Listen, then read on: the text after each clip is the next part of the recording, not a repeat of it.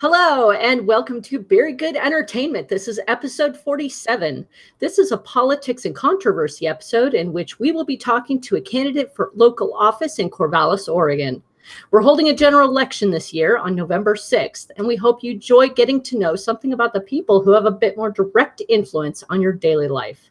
Just a reminder, this is not a debate, it's just a discussion. And in this part of the episode, we're going to be talking to Rachell Hoffman, candidate for council representative of Ward 3. Hi, Rachell. How you doing?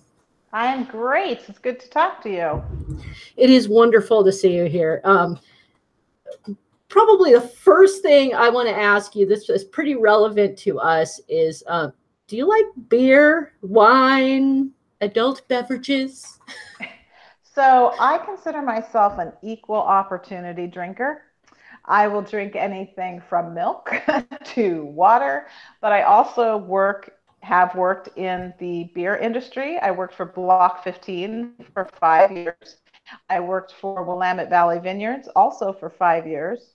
So I tend to be a fruit girl. So I like my Pinot Grigios, I like my Moscatos, and I like Viogniers when it comes to the wine side. I'm not a Chardonnay person. I don't like the oak. So when it comes to beers, I tend to, on the other side, like a darker beer.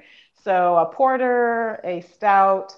I do like a Pilsner style sometimes on the lighter side. And then when it comes to cocktails, I tend to be a Cosmo type, lemon drop type girl. Not a big IPA fan unless it's a little lighter on the hops, but that's not really what an IPA is all about. So, but I do like a sour beer too. I've had some good sour beers. So it makes me sound like kind of a wino, but I'm in the marketing and entertainment industry. So I kind of know my way around alcohol. Was a bartender, essentially, so worked for catering companies. So it was my job to be informed and know all about what I'm serving my customers. So a practical knowledge of your local area. I really appreciate that. And I've been finding a lot less people going all hophead here in Corvallis specifically, and starting to go for the darker beers, the sours, the less hopped pales. I tend to. Oh, go ahead. I tend to find that hops takes away from the other notes of the beer. And that's just my personal opinion. I know somebody out there is screaming right now, but I like to taste some of the other finer elements of beer. So I like the fruity notes, the spicy notes, the dirt. Sometimes I like to kind of get all those elements of beer, and I sometimes find that hops tends to overwhelm that. So I'm a little more on the fine points of my beverages, and the same with wine. I like the fruity notes. I like the citrus. I like the floral notes, which is probably why I like Moscato so much, because that's really easy to drink. It is sometimes a little too easy. But Moscato is also really great to cook with. So I am not going to knock a Moscato drinker. I have actually used Moscato in a white cake. So if you ever use as your liquid rather than use milk or cream, if you use a Moscato, it adds just that little bit of tang sugar, and then as the alcohol steams off, essentially, it permeates into the white cake, and it's highly tasty. So I'm kind of a food person. I've been in the industry, so kind of food and beverage is my thing. That's kind of where I've started my life is being event coordinator, and so it's my job to be able to tell my customers and advise my customers on good things to do and eat and drink. So I'm a hostess with the mostest. Well, my shout out today is for Portland Brewing's McTarnahan's Amber Ale. I remember, guys, that Amber Ale and ESB's, same thing. So I'm gonna take a second to and I'm gonna be really bad and pour it in the same glass that I've had another beer in, but oh my. And now see, I do like the and the reds too, so oh yeah, and I love the nice clear color that Portland Brewing gets on their beers. I'm not sure if they filter or whether they just cold crash, but man, the nice, beautiful amber color. And they say that this is complex, and I think I really need to disagree with that because it's only Cascade hops. Only dry hopping with Cascade hops. I'm not expecting a complex beer, and I really don't think they should be advertising it that way.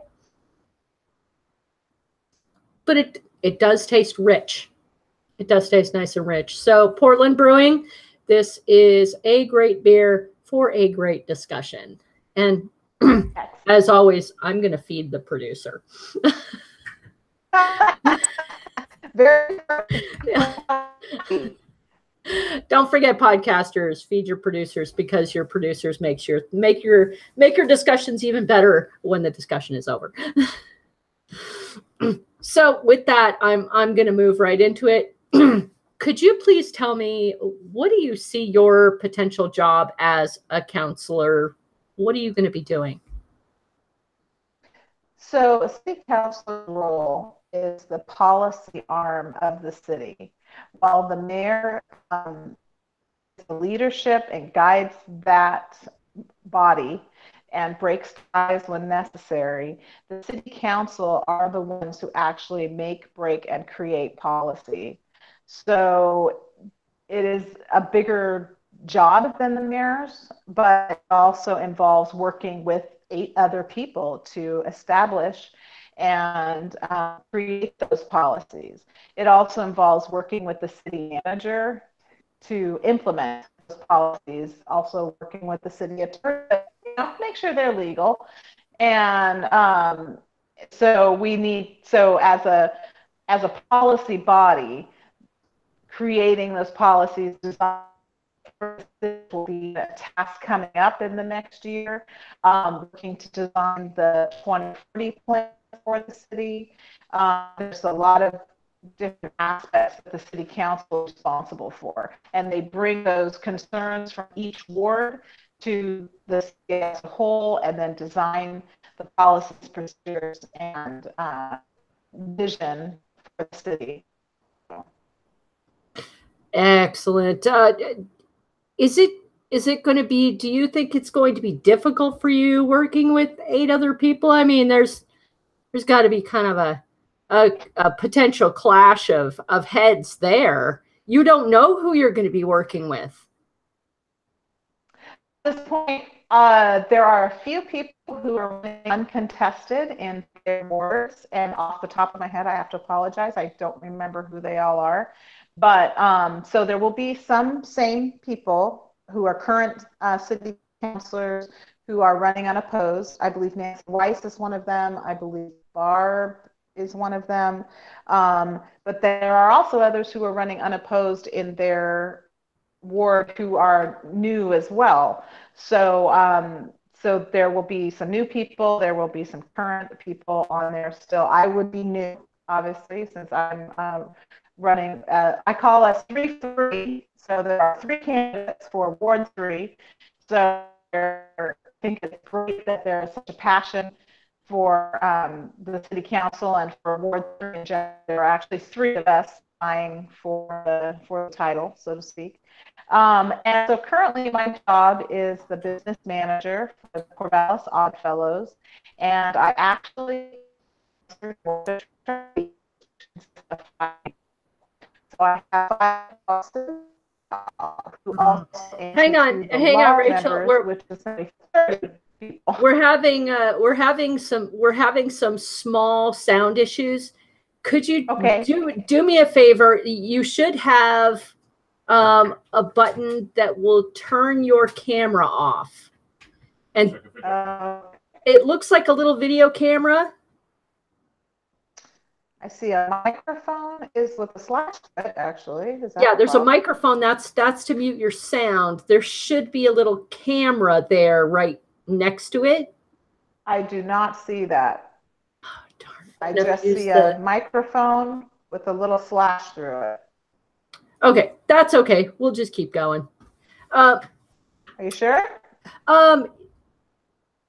Yeah, there's well, if you don't have the button, I've never actually used the actual the really the the mobile version, so I'm not sure why you don't have the video button on there, but it's okay.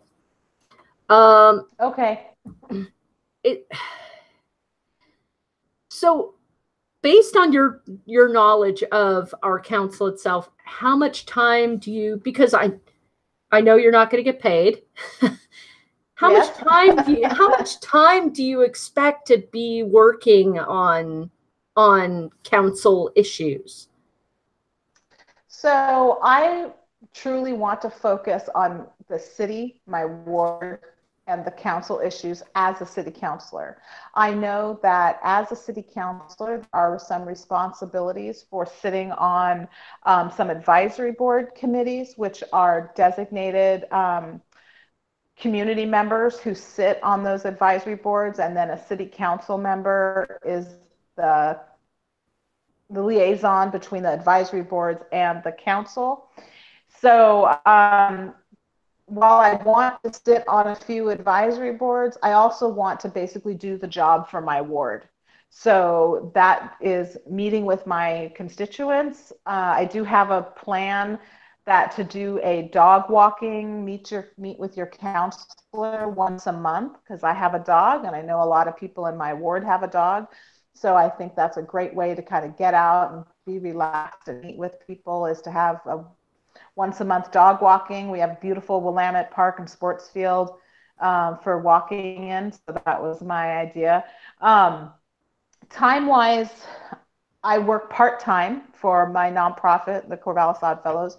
So my other part-time job will be to be a city council member. So at one point in my time, I worked 7 part-time jobs, 7 days a week. And I asked the event coordinator and managing my time and tasking.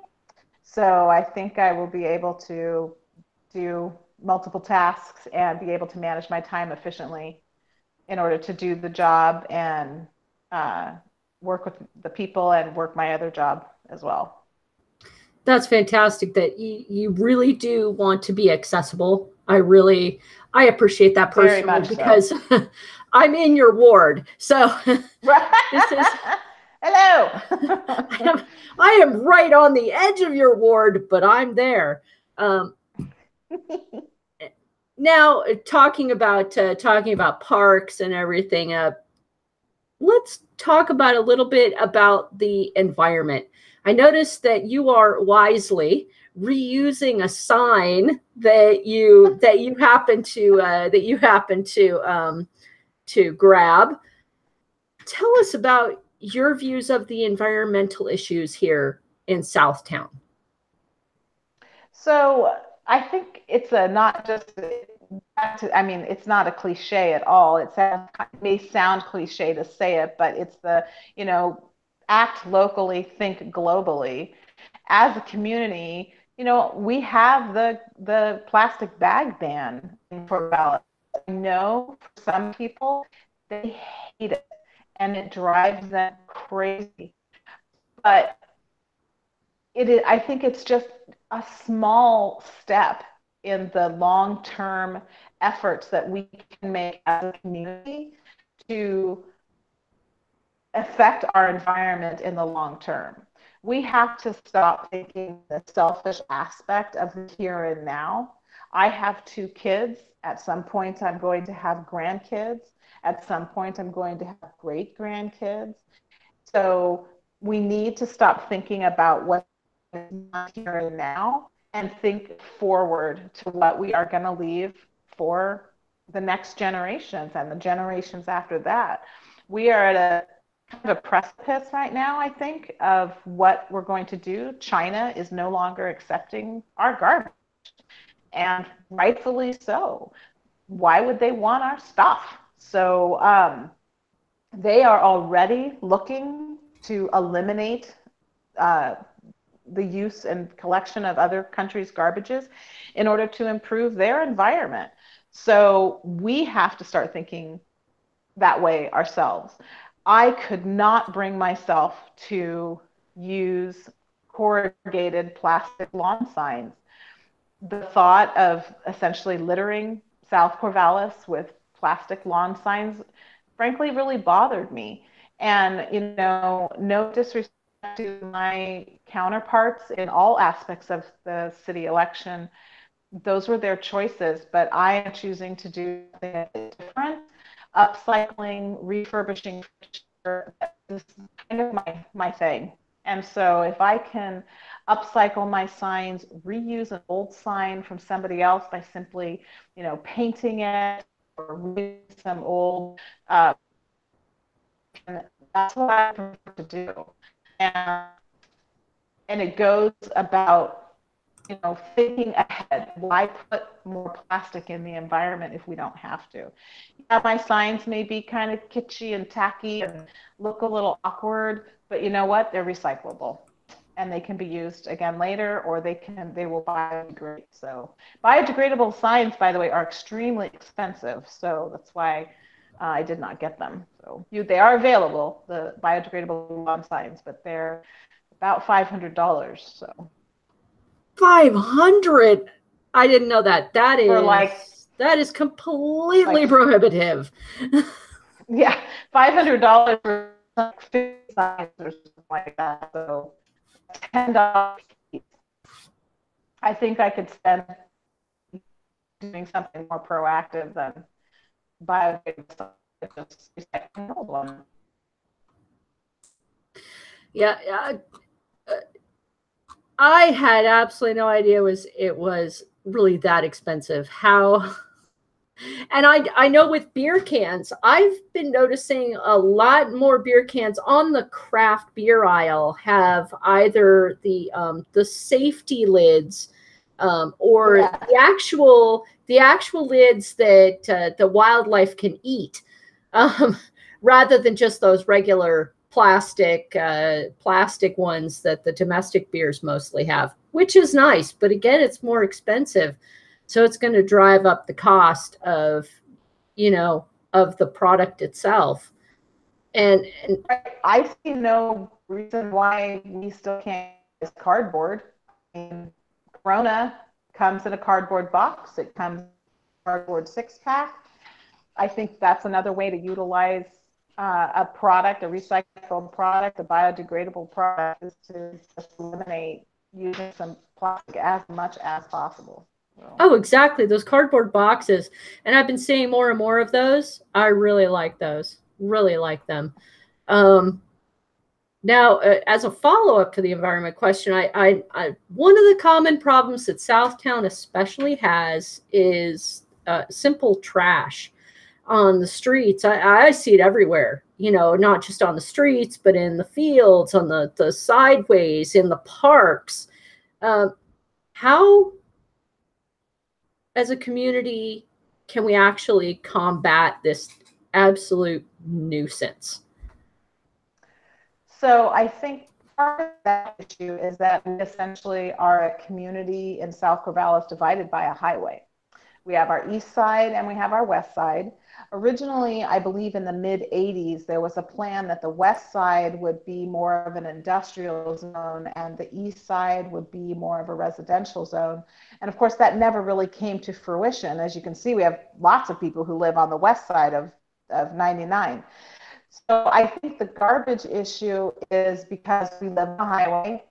Garbage trucks go up and down our highway, things get blown cars, things garbage trucks at the speed they're going. And so I think with the urban development district, I think turning the 99 into a more neighborhood road opposed to a highway is an important aspect in design of making that gateway. Essentially, I consider 99 to be a gateway to Corvallis. It's not just the Van Buren Bridge. It is Highway 99.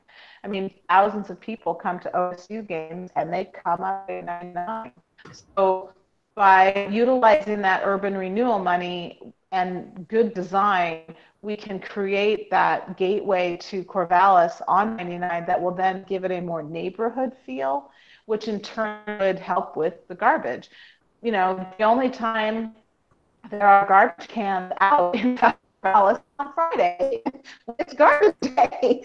So Yeah. it would be nice if we could do something very similar to what we're in downtown Corvallis, which is have garbage cans along 3rd Street where people who are walking can basically put their garbage.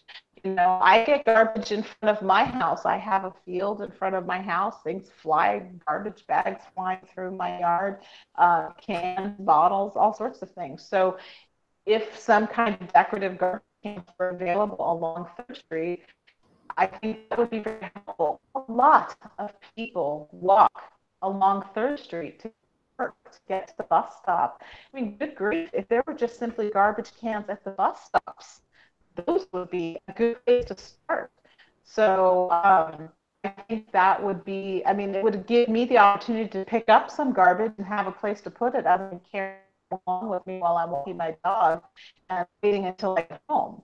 So I think the beautification of Southtown is a long process, but I believe with good design and some thought and work with ODOT, we can do it, and we can make that 3rd Street a gateway for Corvallis. I think we all can be proud of, and hopefully, which is another point of my campaign, is the state of 3rd Street cross road, that we can make it traffic down because it look more like a neighborhood road than a highway.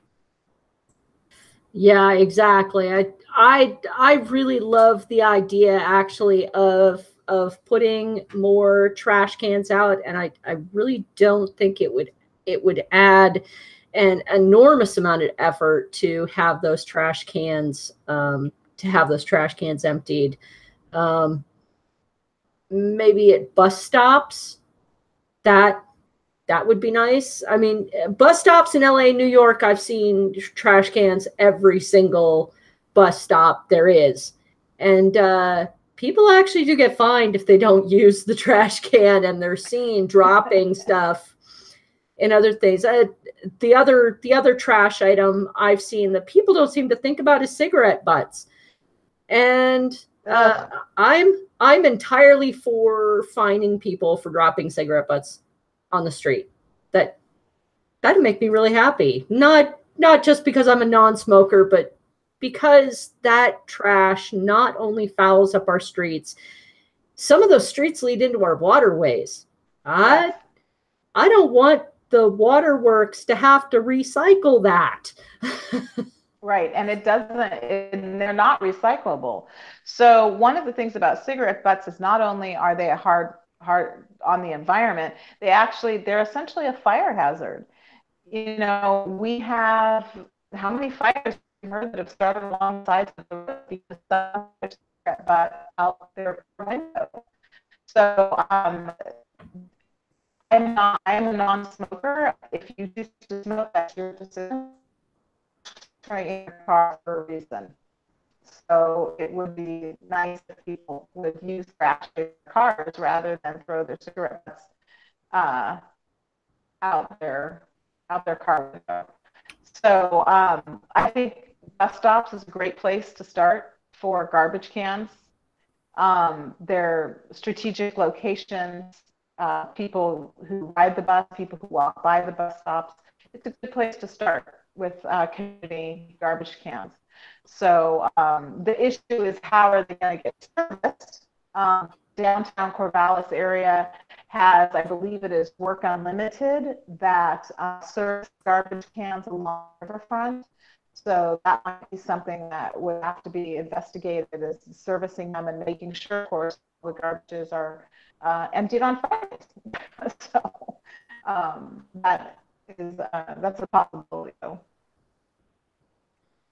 Okay, I'm gonna hold us for just a second. We're discussing the sound issue. You're cutting out an enormous amount, and I really don't want to miss any of your actual discussion. Because we can't figure out how to turn off your camera. Okay. Can you at all?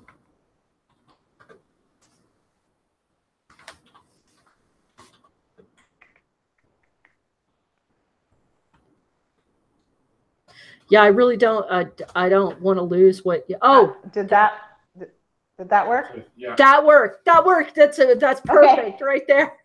Okay, I poked around a little bit to see if I could figure it out, and I found it. So that is perfect right there. Fantastic. Thank you so much. You're welcome.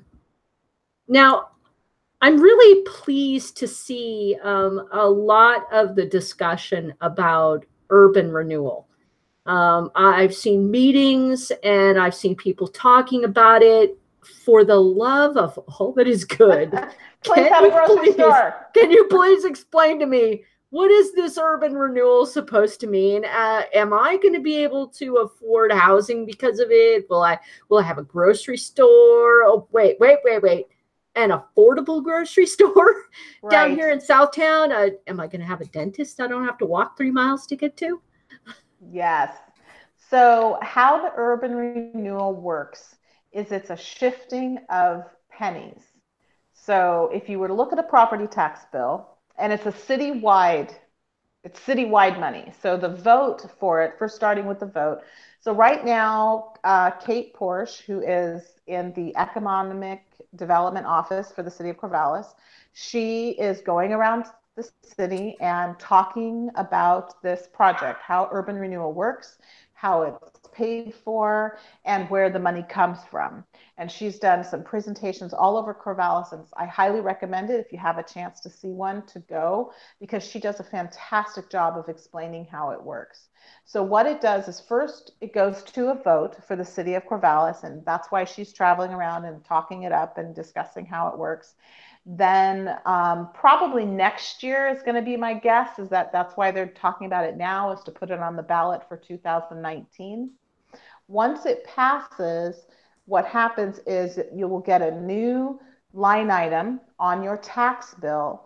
But what that line item is it takes pennies from other services. So for instance, we have on your tax bill, there's a line item for the public library. The urban renewal takes 1 penny, as an example, from the library and puts it towards the Southtown urban renewal. It might take 2 pennies from Parks and Rec, and then it shifts it down to urban renewal. So let's say your tax bill is $1,300.79. It's going to shift some of those pennies into urban renewal. Your tax bill will still be $1,300.79. That just part of those pennies are being shifted into that new line item. So it's not going to change, it's not going to increase anybody's property taxes. It literally is shifting pennies to a new pot. Once the urban renewal pot starts to increase, that money is then made available to function for economic development. It can be used as a loan program. It can be used for city improvements to the road, city improvement for trees, flower beds, potential working with ODOT, because 3rd Street is a ODOT road, as far as safety pedestrian improvements, things like the bike path by through the mill race, things like that. So it's not going to happen overnight, because of course we have 1 year before we can even vote for it, potentially. And then there will be several years of property tax collection before there's enough in the pot to actually start to building. Once that money is also collected, there's also the leveraging of the money for potential loans to receive. Once developers start to look and see that there's improvements being made, then banks are more likely to loan to individual developers to allow for more growth and development from there. So we're not getting a grocery store tomorrow, sadly, but it might be 3 years, it might be 4 years, but the potential to build is great. I heard recently that I believe Willamette Housing has purchased the old Holland tractor building, basically the half yeah. moon shaped building. Yes. I don't know what their plans are. I just heard that they recently purchased that site. So that site will be something will be happening there. I'm not sure when and I'm not sure what, but it has been purchased. The auction yard is everybody's Worst nightmare. bane of existence, literally. Drives everybody crazy when you drive past. Although I really do like the mural of Yes. Jimi Hendrix. So Yes. if there's a way we could save that little, if we could just cut that out and somehow incorporate it into the rest of the property into something new. I'm not sure the actual building itself is salvageable, but certainly No, but if if we we could could save that get, section of wall with Jimi Hendrix on there as our kind of art project yeah, for that, it would be great because that'd I be do like the Jimi Hendrix fantastic. mural. And I know we've only been going for half an hour, but I'm going to take a brief break, literally like a minute and a half, and No problem. Oh, I lost you somehow. sorry, Oh, there you I are. promise I will be right back. No problem.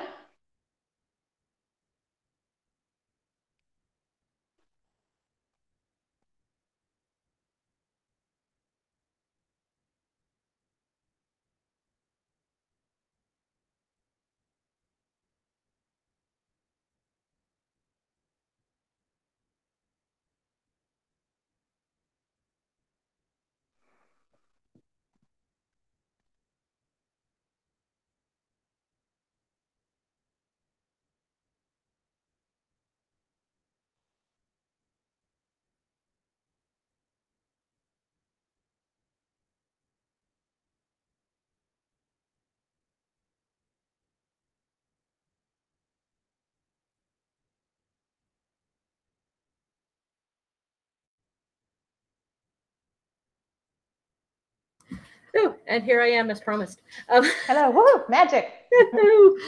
uh, so back to my follow up. I I have also no. wanted to really quickly point out the Sure. way, so the way the urban renewal is structured, taking the pennies from those other entities, they have already discussed those pennies from those other entities. And so those other entities are in support of the shifting of those pennies. So they already know, so they're okay to budget subtracting those pennies from their budget. So they are aware because they see it as a bonus for themselves. One option was potentially for the library, for instance, to maybe put a small branch in South Corvallis or have the bookmobile make a bigger presence in South Corvallis. So they know that in the long term, while they may have to shift those pennies and cut their budgets a little bit, that in the long term, they will get those pennies back. And then they will be able to possibly expand, knowing that there will be more money coming through the development dollars. So, well, I know Parks and Rec actually. There are some discussion of high school students and people who need community service actually joining in Park and Rec programs to give them actual labor, so their labor costs could be potentially reduced by that. And I'm all in favor of that. The community actually getting involved in Parks and Rec. right, and they do have the Youth Corps program. They offer jobs through their seasonal jobs, but they do have seasonal jobs through the summer months for Youth Corps. So there's summer camp counselor type positions working in the agricultural and horticultural area in the parks and things like that through the youth corps. So they do offer those jobs in the summer months for teenagers. So. And I've noticed Parks and Rec has reduced a lot of the blackberry growth, and Yay! Thumbs up to you, Parks and Rec. You have worked miracles. I am a longtime despiser of non-native blackberries coming in. Great job. I have a love-hate relationship with that. Almost everybody I know loves blackberries, but man, we got to remove those things. It is awful. But they're so delicious, and they make a great pie. They are, but we need to replace them with native Marion berries. Yes, I'll go with that. Yeah. So I know it's a follow-up question. I know the city and its population refuses to consider a Walmart down, where the auction house is. Yeah. How about another Winco? Would that go down okay? I think a Winco is huge. So I think the issue with Winco is that I think people are afraid of the strip mall kind of aspect.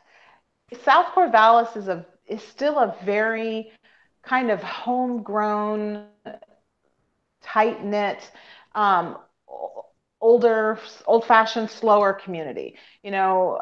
We have people who have chickens in their backyards. We have people who are still growing their gardens and walking the best they can to various locations, biking the best they can. We still have places in South Corvallis that don't have sidewalks.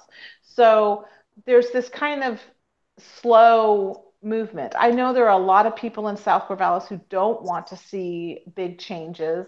Unfortunately, changes are already happening around them. So the best thing is to be involved in them and be ahead of them so that the changes that happen are changes you want to see and are in favor of.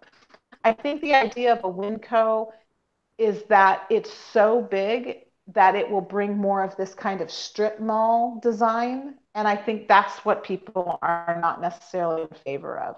I have nothing against Winco. I think they're a good store, but I think if we were to do something like a Winco, it would have to be in a well-designed, community-friendly and design-friendly environment. I think the whole strip mall idea kind of freaks people out because it's just very not South Corvallis. So I think we probably could get a redesign. Yeah. We really need an affordable supermarket down here. I agree. And Walmart, for all its faults, I can see why they go into neighborhoods, various neighborhoods, not just, South Corvallis or wherever. It's because of the affordability issue. And I think Walmart doesn't bring a good employment model or a good payroll model to any community for that matter. And whereas Winco is employee owned and they do bring a more positive employee model to an area. So like I said, I think a Winco would be great. I just think it needs to be in a building that is designed to fit the neighborhood, not just plopped down in the middle. And so maybe surrounding it is the dentist office that you spoke about, or a community room, or an environment, an area where we could have outdoor concerts, things like that. So it's not just a big building with a big, that just does not ring for the environment and the kind of the social ideals and models that people in South Corvallis. I totally agree with that. We would definitely need to agree on the design of it. Speaking of design, and I know you and I have talked about this, and we actually we went to an open house on the bike path at the co-op. Our traffic in Southtown has become chaotic and dangerous. Uh, what solutions will you be advocating to the council for Southtown to implement? So one of the ideas I had while at that walkthrough with was with one of the city engineers, and forgive me, I cannot remember the name of the street that the co-op sits on. That's a cul-de-sac essentially. Was actually turning that road into a one-way street, and then looping around the backside through the alley that is behind the co-op, and then creating a new road that comes out to the south of Fireworks. So you would basically push that traffic in a loop because of the way it's designed. When you come out of that off that street and you're trying to turn south, you have very little space before that island of the pedestrian. So trying to turn left or south out of off that road can be sometimes difficult because you can't necessarily see traffic coming from the north around that corner. And then there's some shrubbery that I believe should be trimmed because you have to encroach out onto the crosswalk in order to see southbound traffic. So yeah, Chapman, that's Chapman, Chapman. Yes. And so, I agree. I mean, as even as a pedestrian, even when I'm not on my bike, I approach, and one of the problems is that after a car has entered that crosswalk, when I come up, they try to back up. Right. And they cause accidents. Like I had to yell at somebody yesterday because they didn't, it's, I believe, if I'm correct, it's illegal to do that. You can't. It's illegal to be in that point. Yeah, it's illegal to be in the pedestrian right of way for one, but then you also really can't back up. But unfortunately, we are courteous people. And if we're blocking the crosswalk, we want to back up to let the pedestrian or the bike go through, because currently all those people coming off that bike bridge and pedestrian bridge come straight down the sidewalk and need to cross that on that crosswalk.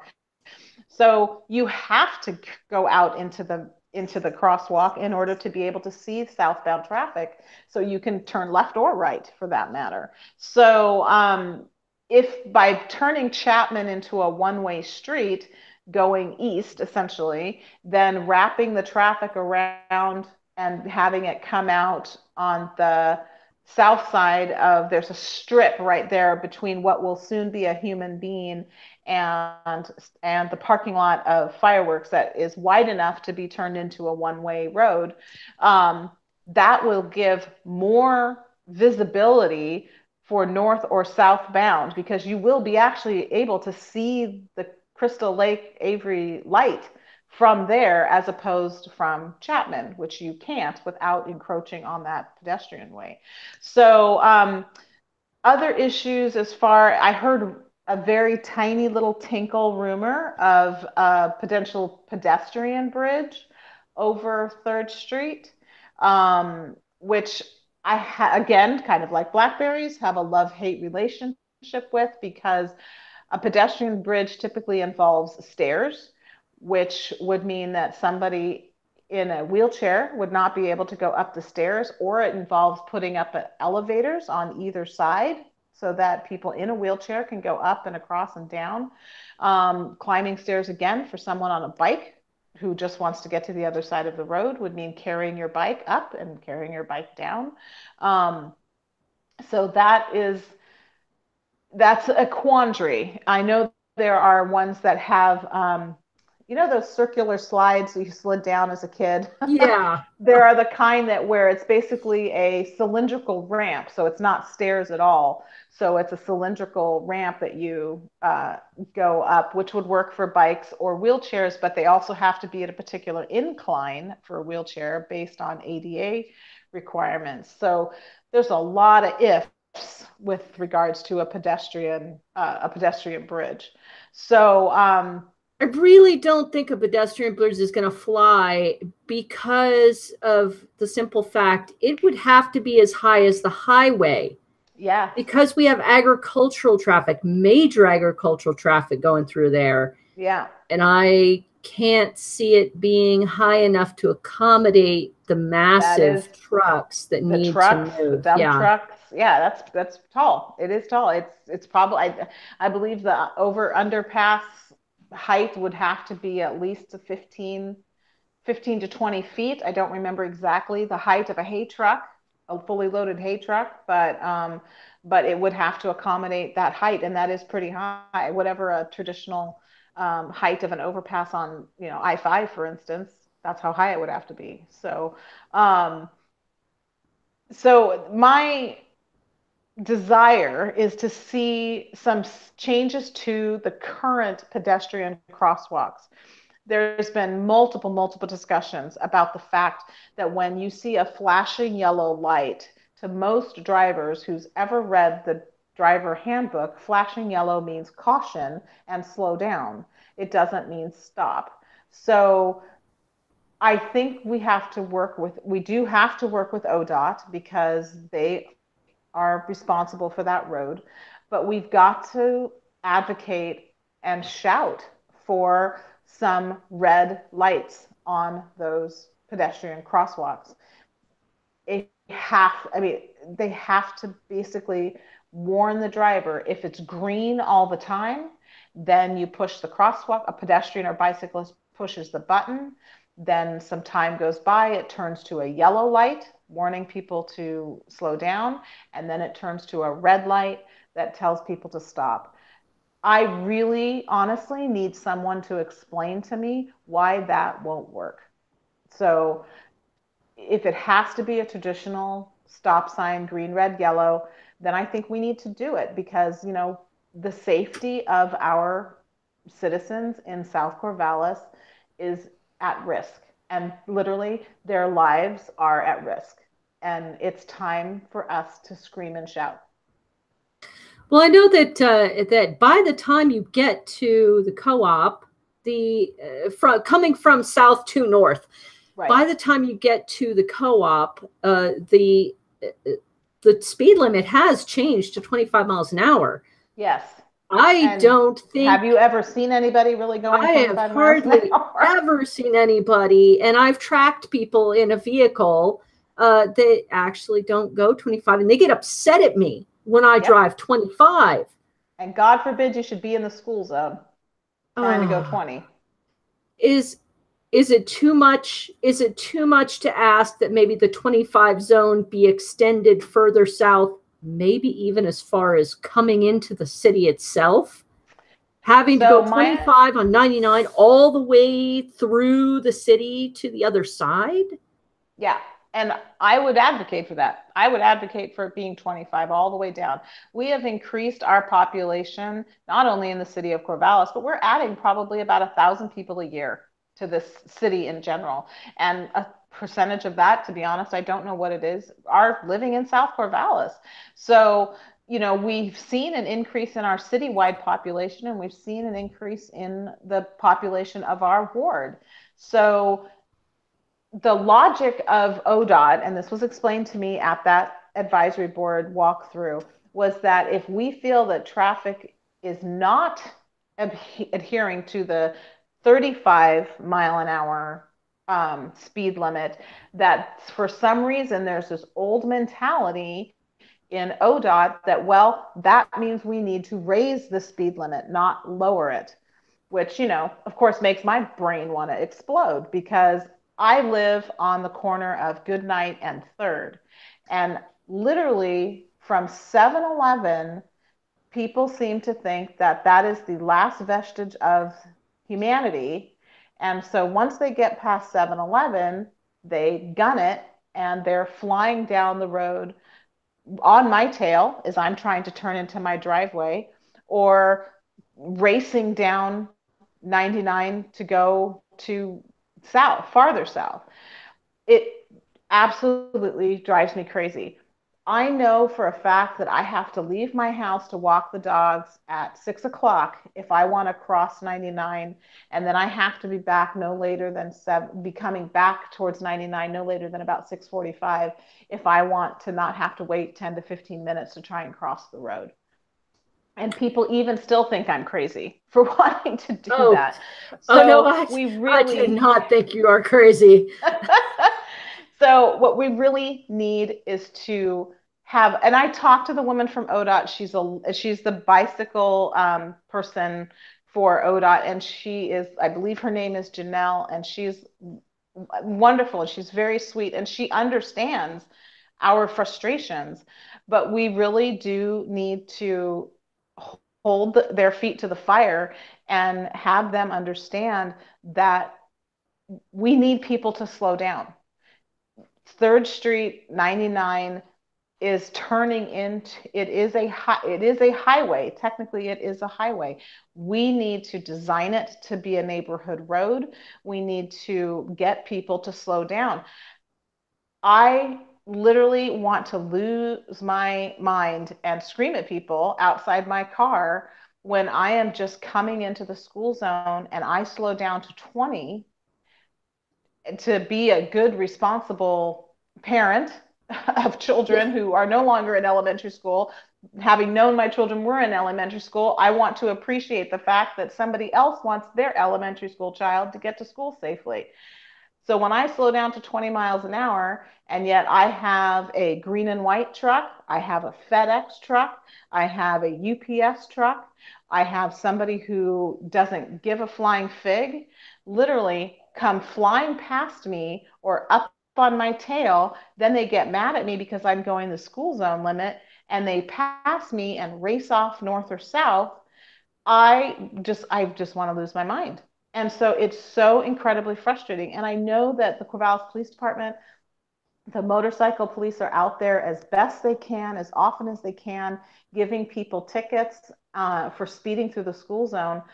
But I actually would like to see one of the mobile speed flashing digital signs, like maybe in front of Les Schwab, to remind people that they need to slow down, because it literally drives me crazy to see how many people speed through that school zone as if it doesn't apply to them.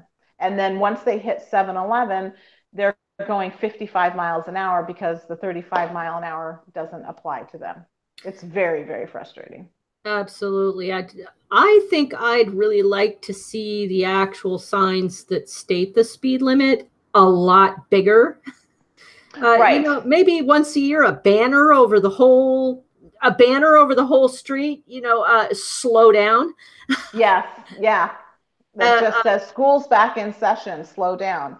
Yeah. But I am also of the opinion that the Corvallis Council should allow me at least a dozen eggs, every week, so that as a pedestrian, when somebody attempts to run me over, I can just throw an egg right in the windshield and give them a heads up. You're being dumb. I feel you.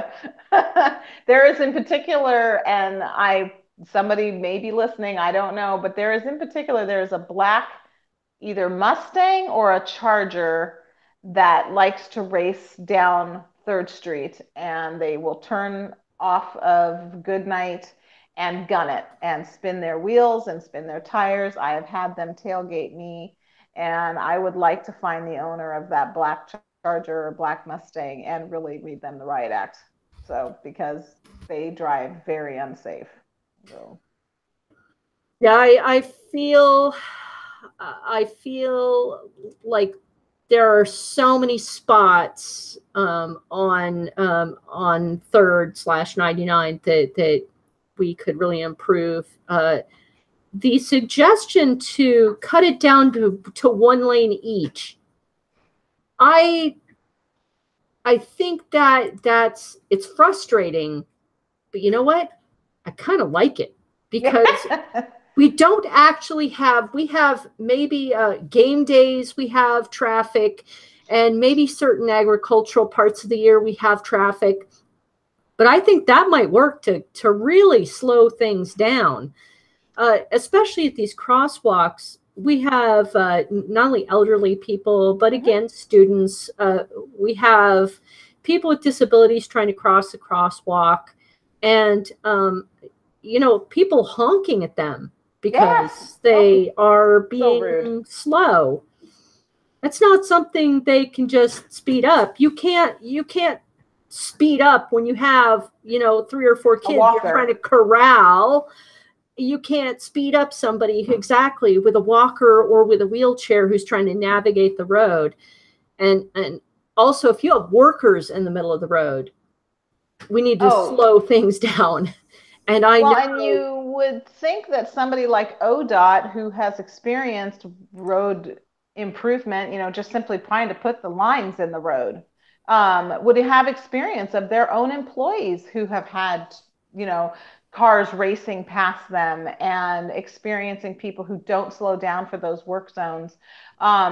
So one thing I do know is that originally when those crosswalks were put in, they did go to the citizens of South Corvallis and ask them where they thought the most critical places were to put those crosswalks, which is why they are so condensed down from Lincoln School down to the co-op. They tend to be on the 1/3 end of the road.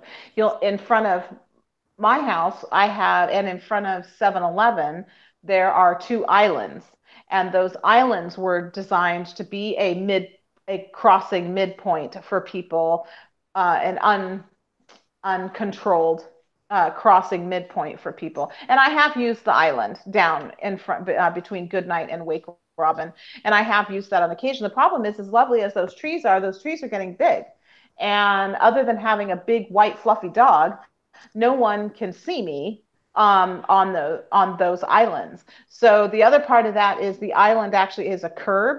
So you are required to step up to that curb. If you are in a wheelchair, you can't step up onto that curb. Also, there is no sistering crossing zones from the sidewalks on those islands. So you can't actually get to them unless you are an able-bodied person and can step off a curb and step up onto a curb. So those islands are basically useless because they may be uncontrolled crossings, but unless you're in a wheelchair, they're non-existent. They don't function unless you're walking.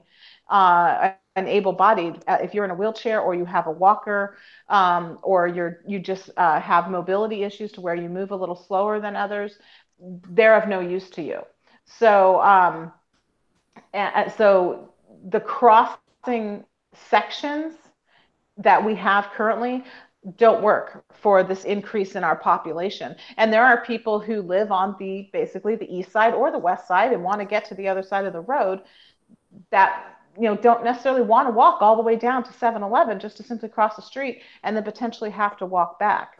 So even a slight change to improving those uncontrolled cross islands, particularly the one down between Goodnight and Wake Robin, would be fantastic, because that particular one, there's a lot of people who live down Goodnight and live down Park and who need to cross the street. I mean, simply to get to the bus stop, for one, because there's a bus stop in front of Murphy's, or just down from Murphy's. Mm-hmm. So, and rather than waiting for the bus to make its big long loop all the way down Goodnight and up River Green, they may just want to cross the street and catch the bus I believe it's in front of the community church that's there. So, but they basically have to take their lives into their own hands and get into the turning lane.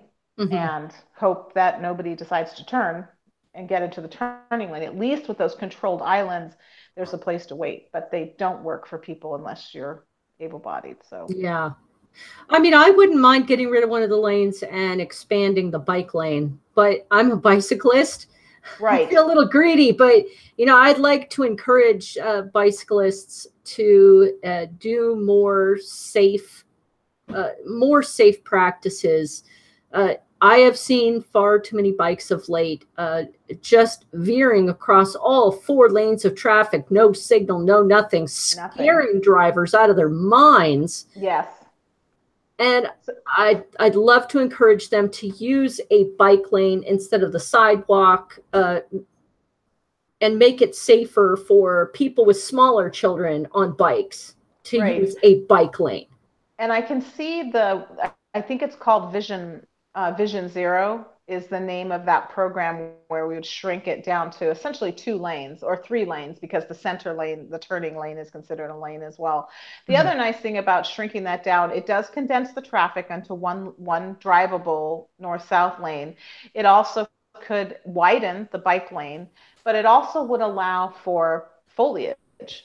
So you're going to gain all that real estate, literally, where you can, because on most streets there is the parking strip where you have shrubbery and plants and you're creating that neighborhood feel. We don't have that on 3rd Street. We literally have sidewalk immediately next to Exactly, the road. because So we haven't had any of the new construction that actually requires that separation between the right. street and So by shrinking the road to 3 driving lanes, we increase the real estate for a parking strip, we can increase the size of the bike lane, and we can increase the look and the design of the street in order to create that gateway. And by condensing the traffic down into 1 lane or 3 lanes essentially, we can that would slow the traffic down alone, because yes, it would make the road a little more congested because there's only 1 lane, but we wouldn't also have people passing each other in a race to get to wherever they're going. So by condensing it down to the essentially three lanes. So, but again, it will add to the beautification of Southtown, along with, hello, my dog is looking at me, to the beautification of the area as well. So. Absolutely, it's and again, these are not immediate. These are definitely not immediate solutions. We'd have to wait until at least next year if we wanted to vote on them, right? If we had to. I don't know if that's something that we would have to vote on. So that money, some of that money anyway, would come from the state, because it would be ODOT funding to help improve that road, because again, it's ODOT territory. But then some of the sidewalk improvement portion would be city, and that would be part of that urban renewal funding. So there's kind of this weird gray area between ODOT and the city and what the city can handle. There actually was a request put in to ODOT to lower that speed limit to 25, and it was denied. And part of it is because of that mentality of ODOT. Well, if people are going fast, then we must need to raise the speed limit. And I'm like, God, no, please do not do that. And in areas where there are not neighborhoods, I actually agree with that mentality. I've seen areas go from 45 to 55 that actually benefited from it, but there was nobody living on either side of the highway. Right. We have neighborhoods and people crossing the street and everything. I'd really love to see ODOT put in a council chamber and ask directly, look, we've already had at least 1 fatality. Yes. Why can't we get a 25 speed limit here? Right. Put them on the spot. Well, and what's interesting is that 99, once you get past Rivergreen, is 2 lanes. So it basically goes from 2 to 5. So they're really, at that point, why can't we shrink it back down to essentially the 3, including that turning lane? So, once, and it never fails that when you are traveling north into town, as soon as you get to where the lane splits into 2, if you're slower and you don't get into that left lane, somebody is gonna be honking at you and trying to pass you. So the fact that we broadened it and turned it into a 5-lane road, I do believe that was a mistake. And it was done at a time when they thought South Corvallis was going to become an economic and industrial hub. And that didn't happen. So we need to backtrack a bit, turn it into a more residential, which it basically is, and shrink that road back down to the 3 lanes. And it's not going to happen overnight. It's not even going to happen in a year. It's a long process. It's a lot of convincing of ODOT that this is going to be better. It's a lot of convincing of the community. Although I don't know how many people in South Corvallis are going to argue about slowing traffic down on 99. but it is a long conversation and a long process. And to be honest, people of South Corvallis are going to have to put up with some serious construction and serious road repaving and all those kinds of things to get to the end of that tunnel if we can shrink it down to 3 lanes. Well, here's the thing. Here's the thing is we're already going to have to deal with that at some point because, as I'm sure you remember, we've approved a new school construction to replace Lincoln Elementary School in Southtown. Yes, yeah. So that, how can you tell us anything about that process? I know nothing about, you know, are they still designing? When? As far as I believe they are still in the design phase. I'm not sure when the first bricks are going to start to fall. Let's see, when was that funding passed? Was it 2 years ago? Was the funding passed 2 years ago? Because I'm not sure. The actual vote was on our last ballot, and I was so happy. I was so happy to see. I was so happy to see that an overwhelming support for that. Right. So, so it's definitely, there's going to be at least a 1 year to 2 year process of designing, the planning, even to get permits. So process in the city is kind of a blockade. And then, you know, the gathering of bids from various construction companies, material, all those kinds of things. So I'm going to take a stab and say that the first times parts of the school are going to start closing off is probably going to be in 2020. So, you know, modulars, you know, once building portions start coming down, they're going to have to start moving in even just modular classrooms for temporary classrooms, because school is still going to have to be taking place. So exactly, so we can't just shunt all those kids to different schools. So things like, you know, utilities, you know, working with the utility company, working with, you know, getting a contract for temporary classrooms, things like that. That's all going to take, you know, bids, because the city has to bid out those types of things. So that's at least a 2 year process. So I'm guessing 2020 is about probably I'm going to guess summer of 2020 is when they will start maybe some work to tear down some things, move in modular classrooms, because, you know, summer will have come and kids will be out, and then they can really kind of go into that process. But then, you know, it's going to be a couple of years of moving around, shifting around, modular classrooms. This part comes down, that part goes up, you know, and it'll be a little while. I'm trying to remember how long it took to build Linus Pauling. I think it took about a year.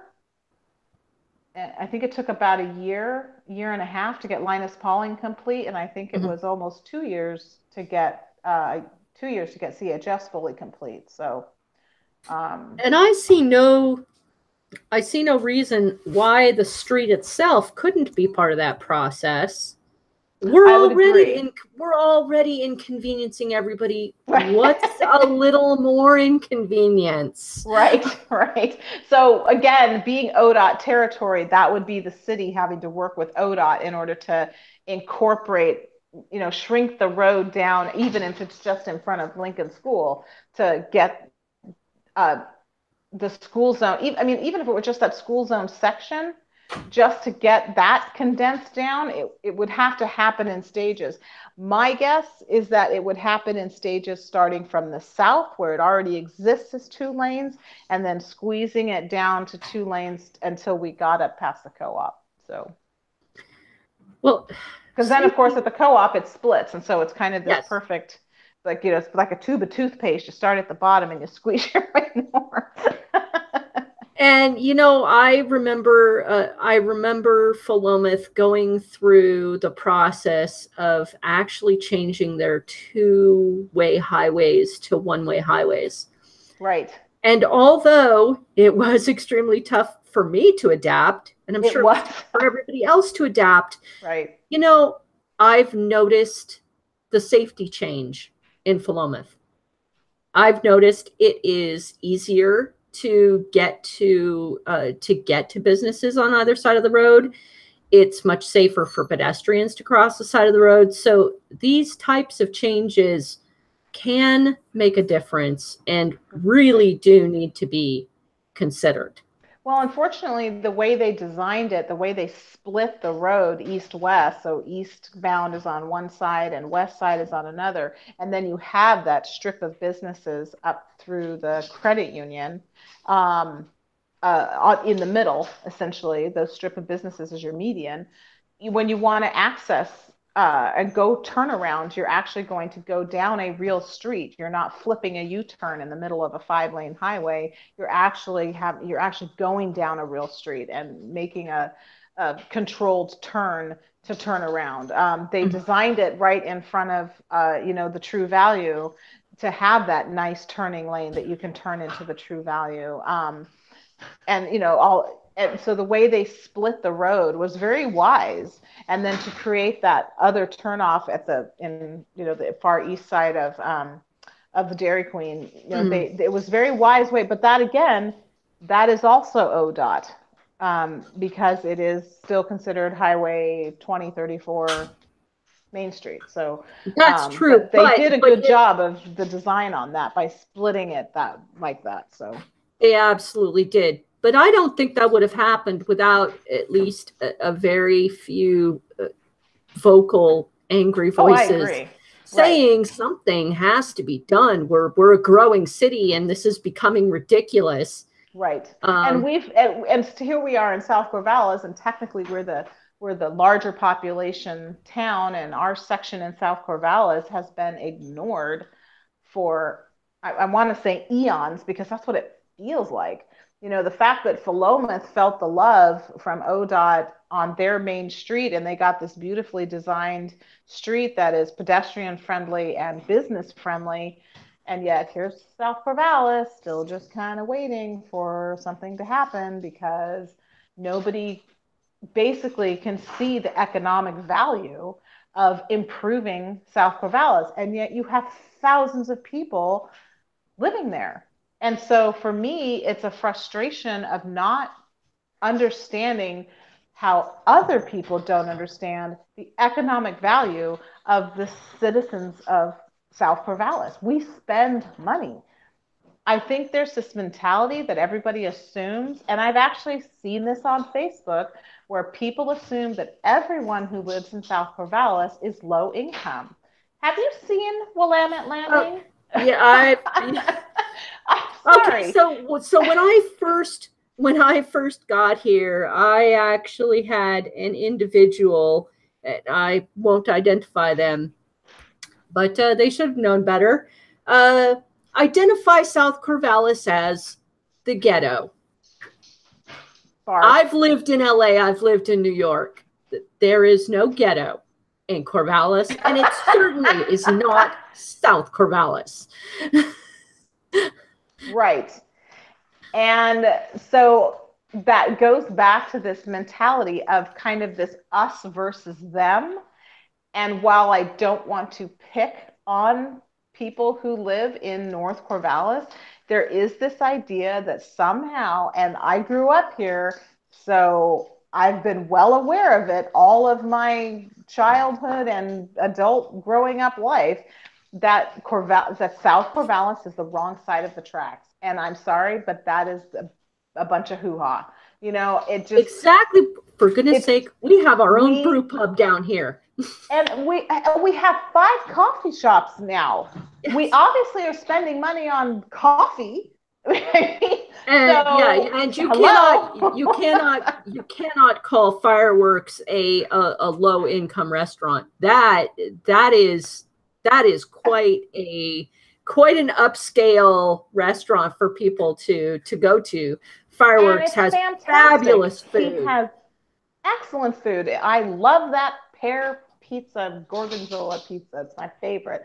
And so, and just a shout out to Ocean, because he's a great guy and it's a great restaurant. So, but people in South Corvallis have money to spend. We pay our rent, we pay our utilities, we go to the co-op, we go to the coffee shops, we go to Circle K. Good gravy. 7-Eleven is packed every morning with people buying coffee, Circle K. I mean, those businesses aren't staying in business because nobody in South Corvallis is spending their money. So, Exactly. Burrito Heaven, they do a consistently good business. So, to say that there's no economic vitality or no economic consumers down in South Corvallis is ridiculous. So Mhm. I find it frustrating that we can't get developers to see the value of the consumer in South Corvallis because there is money down here. We do spend it and we have it to spend. So maybe there are some of us who don't have a higher income. Maybe there are but we cover the gamut. We have people who do have the income. We have people who are low income. We have people who are middle income. But so does North Corvallis. So does Central Corvallis. We have all levels of income. So we need developers and we need people to recognize the fact that there is money to develop in our Southtown and that we will spend our money in your shop. I mean, literally, if you build it, we will shop. So, bring it. And Oh, that is the exactly. big reason why the urban development and urban renewal plan is important to South Corvallis because we will spend our money there. I would much rather ride my bike or walk to a grocery store, coffee shop, burrito heaven, all those places, and keep my money in my neighborhood than drive all the way to Winco so that I can save money on my groceries. Like I said, Winco would be great in South Corvallis because it covers the gamut of people of all income levels. So, Oh, yeah. like I said, I really get frustrated when people think that there is no money in South Corvallis because And even really, even my wonderful husband Shading comments. I'm from Ireland, and I can safely say that Southtown is no slum. It's a lovely, peaceful environment to live, and I agree with that. It is lovely and peaceful, and I love our parks, and I love walking through the neighborhoods. It's really nice. I just want it to be safe. yes, and I would agree. And I want it to be safe so people can cross the street with their kids and their families and their bikes, and and be okay. So we have had a lot of bike theft lately and so that is a bit disconcerting to me. So I'm feeling like we need to maybe step up some street patrols. We need to maybe get some people looking out a bit more for the neighbors, a bit more for the bikes. I've seen a lot of bike thefts, people complaining on Facebook lately of bike theft. So I think that's something we really do need to address. And I think some Corvallis is kind of is known as the bike yeah. theft capital of Oh, the Northwest, it seems like. But absolutely. I seem to think there seems to be a real rash of bicycle thefts lately. So, And I think probably, and this is something that I mean, I'm not sure what the regulations are on putting up actual bike lockup racks in neighborhoods. I wouldn't mind seeing some of those for people who are visiting a neighborhood. We have them in the parks. right. Can we just get Yeah. them in random spots in the neighborhoods? Can a neighborhood just put one up themselves? I don't know if that's legal or not. Yeah, I don't know about that. The city, obviously has some policies and stuff regarding bike racks and where to place them. There's certain things like with the parking strips. You can't put your political lawn signs. You can't put those in the parking strips. They actually have to be on private property. Yes. So, so it would be something to investigate. Same like the garbage cans. Can we Hmm. put how can we put garbage cans on the sidewalks in South Corvallis so that people have garbage readily available? Or maybe put the bike racks right next to the garbage cans, all at a bus stop. Yes. So kind of turn those bus stops into, little areas where people can wait for the bus, throw away some garbage, and then potentially lock their bike. So, Yes. That'd be nice. so. Well, are there any other issues that you actually plan on addressing So as a counselor? So obviously, the homeless issue is a real hot button issue in our community. I would like to see some less talk and more action. I feel that we have discussed the homeless situation enough until we are kind of beating a dead horse at this point, because we have now, the city has agreed to pay somebody $22,000 to consult with the city and analyze our homeless situation. And yet we have some incredibly talented people in this community who work with the homeless already through the Benton County Health Department, through the United Way, through the Willamette Housing Association, through COI, through Housing First. All these people already exist.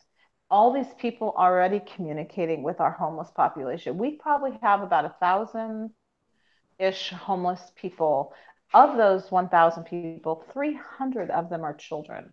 They are not the ones you see down at the post office. They are not the ones who people essentially complain about: the littering, the public drunkenness, the Camping. defecation and peeing and the camping along the riverfront and along the waterfront.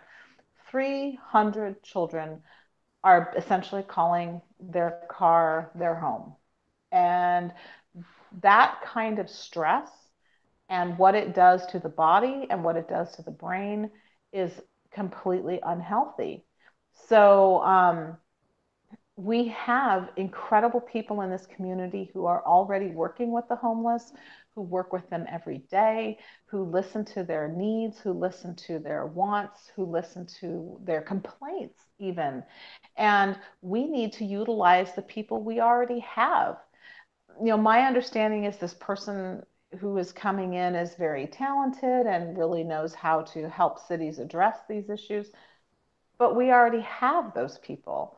So I met a lovely woman through my dog meetup group that is from Southern California. She worked with homeless issues in Southern California, and now she works for the Benton County Health Department. And she's a bright, intelligent, smart woman.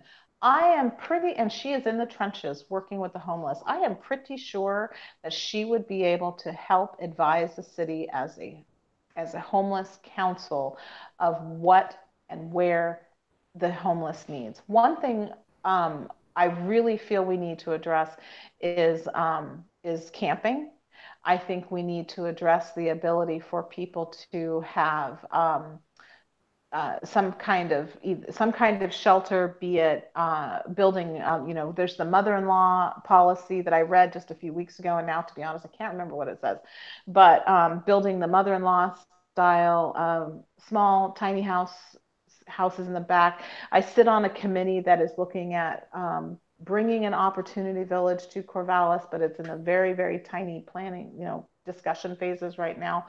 But homelessness in this town is kind of at a fever pitch, and we need to address the children who do not have a bed to sleep in. It hurts my heart knowing that there are children who are sleeping in their cars. And it should hurt the heart of every citizen of this town. And to say that a child doesn't deserve a bed, then you should really think about your priorities. Exactly. If you can't understand that we have homeless children in this community, and if all you're visualizing of the homeless is those who hang out downtown and are the bad actors and have the bad behaviors, and you're not visualizing the people who do go to work every day and sometimes work 2 and 3 jobs but are still homeless in this community, then you kind of need to rethink your priorities. But we have talented people in this community who can help us address our homeless issues. We had a group of people who were putting up $4 million to build and start a shelter that included a wet shelter, which I truly believe we need in this community, and a camping site, and putting possibly even putting a food bank, and that was out by the Pastega. And boy, as soon as you mentioned moving the shelter from 2nd Street to North Side, boy, you got a lot of people yelling and screaming. So where did it end up? It ended up in South Corvallis. Exactly. Why? Well, Because I North think Corvallis didn't want it. because North Corvallis didn't want it. So Yes. who got it? South Corvallis. So I have no problem having a homeless shelter in South Corvallis, but that perception is that there are no homeless people in North Corvallis. So we need to put one in North Corvallis too. Well, I think possibly one suggestion. One suggestion is actually earthshipglobal.com is these are beautiful self-contained homes that actually have solar wind power that actually integrate nicely into a neighborhood that could be used as either temporary or long-term housing. That would be good in any part of Corvallis. Yes. And it's not enormously expensive. It could easily be regulated. These are the kinds of solutions that we should also be looking at. I agree. And we do not need to build expensive homes. We're designing and building homes where the material costs are high. Not everybody needs a stinking marble countertop or a granite countertop for that matter. And frankly, that's kind of going out of fashion, those stupid granite countertops. No, but everybody needs a place to be dry and comfortable. Everybody needs a place to rest their head. And the stress of not having a place to sleep is tantamount to the productivity of a person. If you ever, honestly, and this is going to sound kind of crazy and totally out there, but the Nazis used sleep deprivation as torture. So when you have people who cannot get a full, decent night's sleep, it causes stress on the body, it's causing stress on the brain. You're never reaching a fully relaxed reboot. And so it is incredibly important to be able to simply get sleep. The body has to have it, just like it has to have water. So, and action, and like you said, action on these plans needs to happen quickly, not 2 years from now. No, I don't think we need any more consulting. I think we basically need to get our hands dirty and start building. Exactly. Well, what a wonderful discussion this has been. Do you have anything else that you'd like to let our listeners know? So I haven't really actually talked about myself very much. So just letting people know, I grew up in Corvallis, graduated from Corvallis High School, graduated from Oregon State University. I have 2 children who they will both be starting LBCC on Monday morning. They are not all that excited about going back to school, but it is what it is. And I run a business for the Corvallis Oddfellows, which is a nonprofit fraternal organization, and it's essentially a $200,000-ish business that I essentially do pretty much everything from the marketing to event coordinating, and I even scrub the toilet sometimes. So, I take care of people in my job, and my goal is to essentially take care of people in my ward and in the city of Corvallis. I tend to be a little more ward centric because I feel that Southtown has not received the attention it deserves. And so, but I want to take that energy and that spirit and to the city council and make people understand that South Corvallis, we've got the money. We want to spend it in a grocery store. We want to spend it. And we are not the ghetto by any stretch of the imagination. So. And obviously in between those part-time jobs, you'd be treating your job as a counselor as a job and giving your all to it. Yes, most definitely. Okay. I would like to pose one of my random fun questions. No problem. If you woke up and realized that the apocalypse had come, No more gas for cars. Supermarkets had shut down. Dogs and cats are now being ruled by cockroaches. Would you stay in Corvallis? I mean, it could all turn out like Mad Max or Blade Runner, but would you have hope here? Oh, absolutely, because I know where the seeds are. So, you know, I know how to, I can slaughter a chicken if I have to. I can if I have to. I can start a fire. If the apocalypse happens, people are going to want to be at my house because I will still be able to cook and I have a stock of wine. Oh, fabulous. I'll be there. I will be there. So if the apocalypse, I would definitely stay in Corvallis because I think actually Corvallis is one of the places you would want to be in the apocalypse because we have so many people who farm, so many people who build.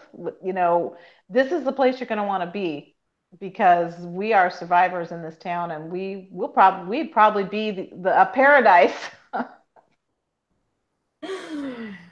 Well, thank you so much. We really have thoroughly enjoyed talking to you, Rachel. It's been a wonderful time. And if people want to get a hold of you, how can they do that?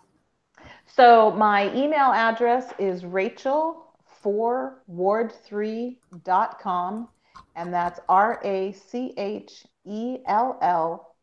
number 4 WARD number 3 at gmail.com. I also have a website, which is again rachel4ward3.com for those who want to see my platform and see what my vision is. And I am also on Facebook, and you can find me there and message me through there if you'd like. Excellent. And it's Rachel with 2 L's. Always throws everybody off. So. Well, we hope, guys, that you have enjoyed hearing from Rachell Hoffman. This has been episode 37 of Beery Good Entertainment. Please feel free to pass this episode along to your friends and family, especially your voting age children. Our message is clear here at Beery Good Entertainment. # please vote. And